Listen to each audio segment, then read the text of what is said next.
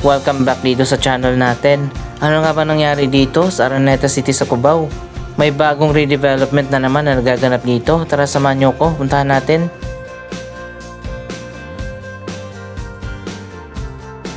Ito na pala yung Cyberpark 4, ang pinakabagong premium high-grade office tower dito sa Araneta City.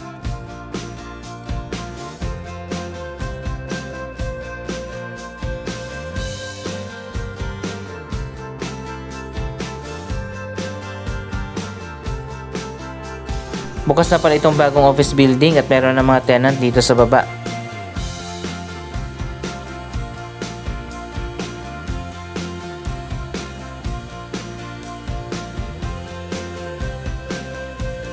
May mini garden pa dito sa likod at may malawak na parking area.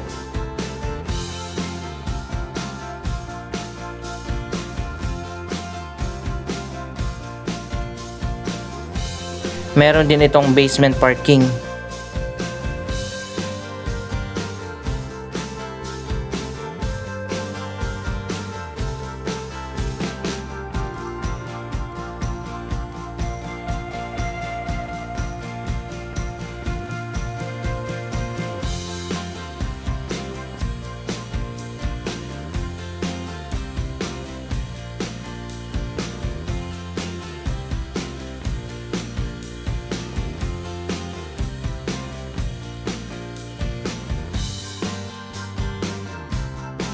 ...30 stories pala ang taas nitong Cyberpark 4. Karamihan sa mga office dito ay occupied ng mga BPO o mga call center.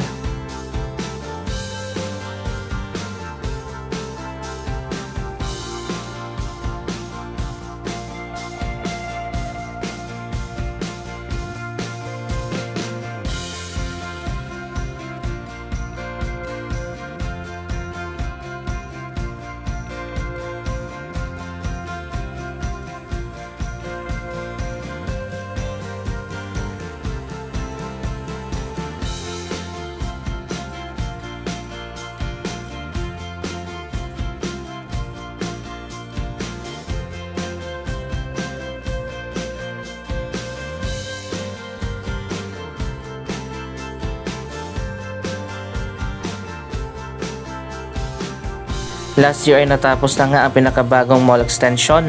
Ito ang Gateway Mall 2. Mamaya balikan natin ito. Pupunta muna tayo doon sa kabila.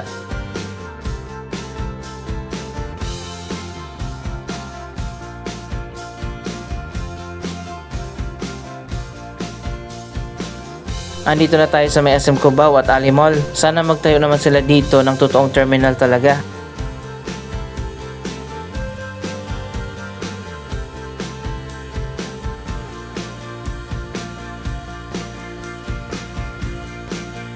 Sa ngayon nandito yung terminal ng mga modern jeepney. Dapat ang itayo nila yung integrated transport hub para mas convenient sa mga commuters. Dito kasi naka-open lang yung terminal.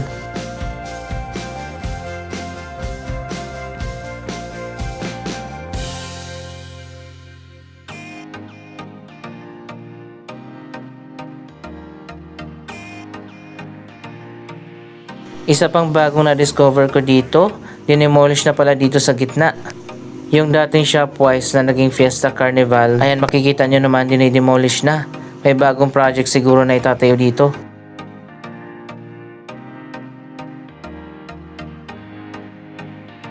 Isa pang mega project ngayon ang tinatayo, ang The Laurent Park. Yan ay isang high-end residential condominium.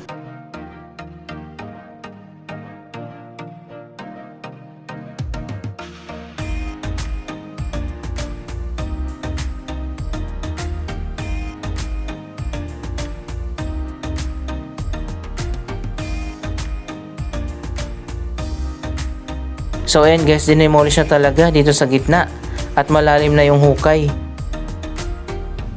Hindi pa natin alam kung anong project nga itatayo dito.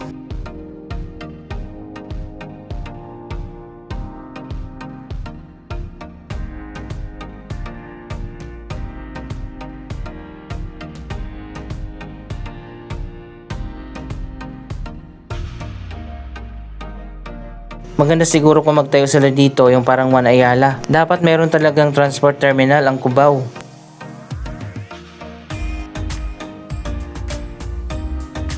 Sa nakalipas na mga taon, na-develop na nga itong Araneta City. Nakipag-partner sila sa Mega World at nagtayo ng mga residential condominium dito, ang Manhattan Garden.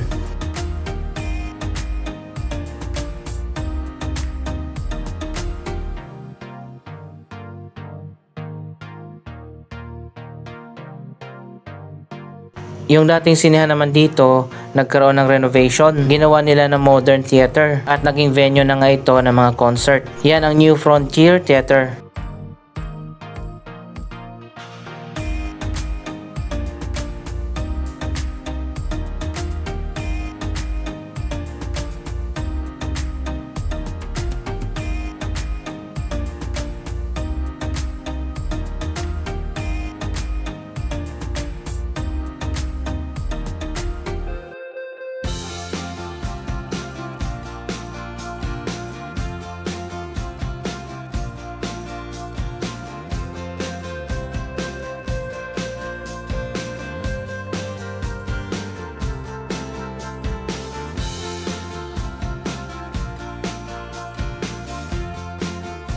Balik muna tayo dito.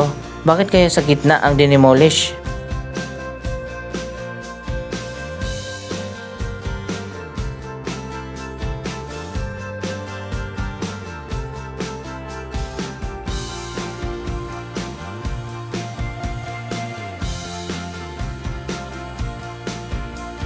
Mahaba din itong commercial building na nasa gitna ng Araneta City. Dito dati yung Shopwise na lumipat na ngayon dyan sa Gateway Mall 2. At naging indoor theme park na nga yan ng isang taon. Pero nagsarado na rin yung Fiesta Carnival. Bakit kaya? Dito lang yan sa tapat ng Araneta Coliseum.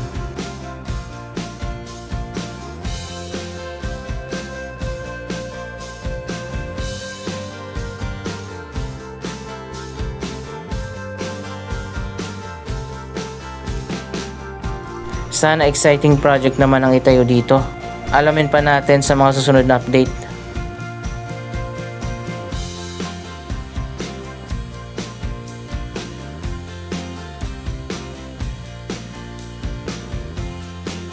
Nagkaroon na rin ng renovation dito sa courtyard ng Araneta Coliseum.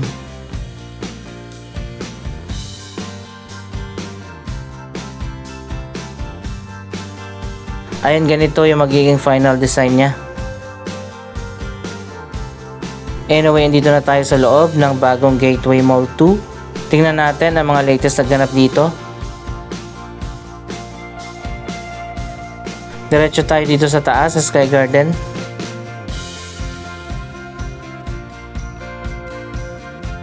Kada hapon na nga, bigla na lang umuulan. Ayon pa sa Pag-asa, magkakaroon ng El Nino, pero magpapatuloy pa rin ang mga tag-ulan.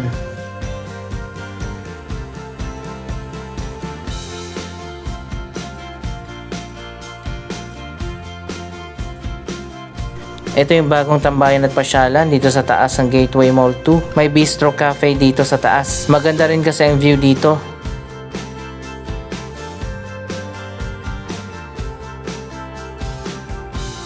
Silipin natin ang bagong project, ang Philinvest Mall Cubao. Yan ay bahagi ng Philinvest Activa Development. May 5-story mall, isang residential tower, isang office and residential tower, at isa pang office tower. At magkakaroon pa ng isang hotel. Sa ngayon malapit nang matapos ang bagong mall, dyan sa kanto ng EDSA at Aurora Boulevard.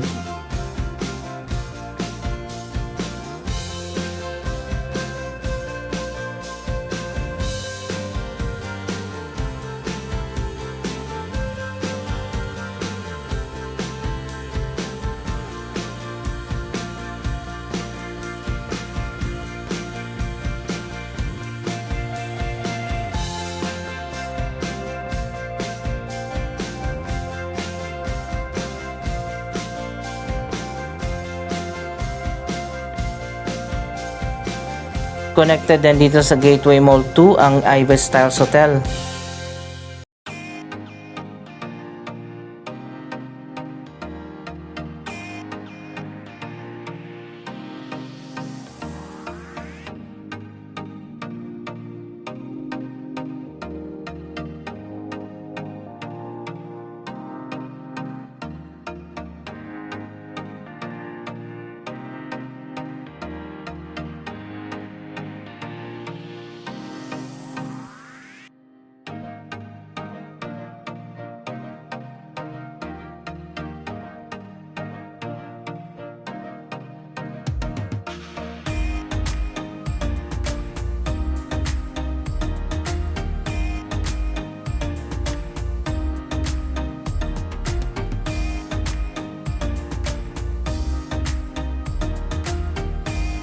Ito naman ang Sagrada Familia Church. May 1,000 seating capacity dyan sa loob. Modern ang design ng bagong church at air condition pa.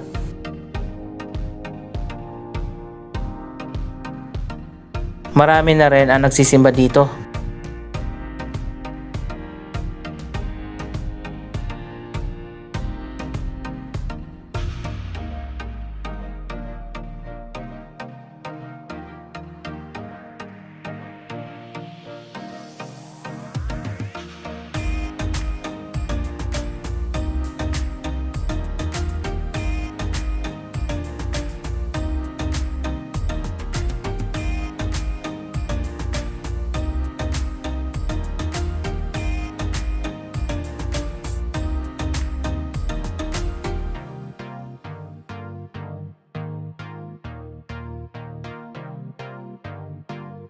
Andito na tayo sa napaka-modern na cinema area. Nasa 18 na pala ngayon ang cinemas dito sa Gateway Mall. 10 doon sa main mall sa Gateway 1 at 8 naman dito sa bagong Gateway Mall 2.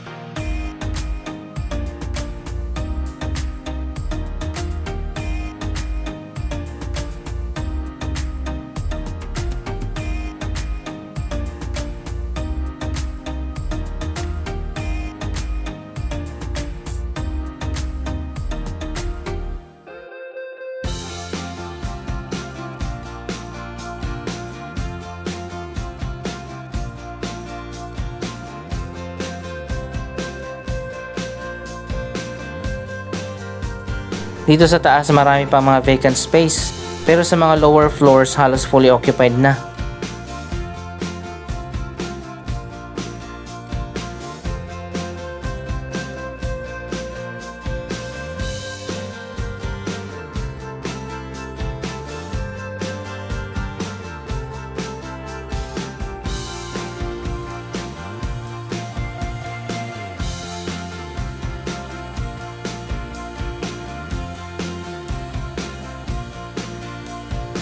Ayan, napakarami mga bagong stores na nagbukas.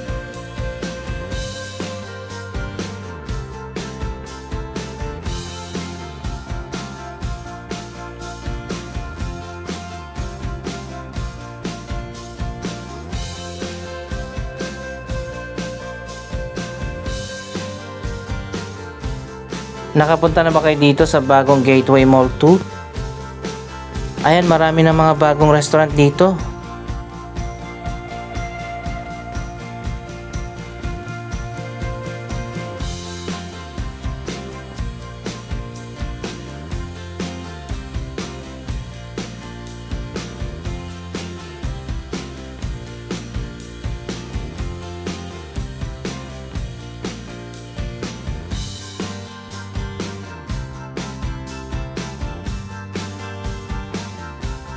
At marami din ang mga coming soon na restaurant.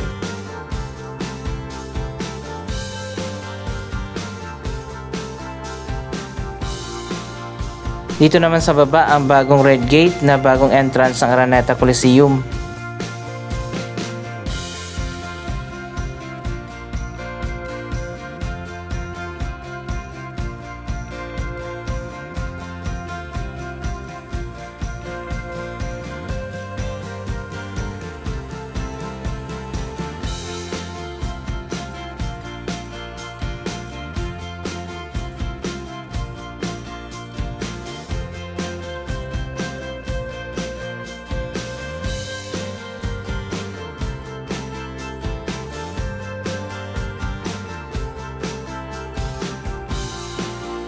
Anong masasabi nyo sa mga development na ito? Mag-comment lamang dyan sa baba ng inyong mga reaksyon. Maraming salamat sa inyong panonood. Huwag kalimutan na i-like, i-share ang video ito at mag-subscribe. Thank you for watching!